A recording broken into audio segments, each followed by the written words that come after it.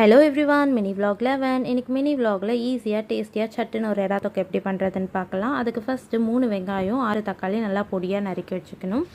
கடாயை வச்சுட்டு கடாயில் 2 கரண்டி எண்ணெய் ஊற்றி எண்ணெய் நல்லா காஞ்சதும் கடுகு போட்டு கடுகு நல்லா பொரிஞ்சு வர வரைக்கும் வெயிட் பண்ணணும். அதுக்கப்புறம் நறுக்கி வச்சுருக்க வெங்காயமும் கருவேப்பிலையும் சேர்த்து நல்லா வதக்கி விடுங்க.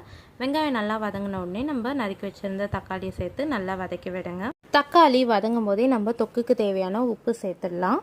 உப்பு சேர்த்து ஒரு 2 நிமிஷம் தக்காளியை நல்லா வதங்க விட்டுட்டு அதுக்கப்புறம் ஆல்ரெடி கழுவி வச்சுருந்த இறால் சேர்த்து நல்லா மிக்ஸ் பண்ணி விடணும். இறாலில் தண்ணி வர ஆரம்பிக்கும். அந்த ஸ்டேஜில் 1/2 ஸ்பூன் மஞ்சத்தூள், 1/2 ஸ்பூன் குழம்பு மிளகாத்தூள், 1/2 ஸ்பூன் வெறும் மிளகாத்தூள் சேர்த்து மசாலாவை நல்லா மிக்ஸ் பண்ணி விடுங்க. மசாலா நல்லா மிக்ஸ் பண்ணி விட்டுட்டு அதுக்கப்புறம் 1/2 டம்ளர் தண்ணி சேர்த்து நல்லா கொதிக்க விடணும்.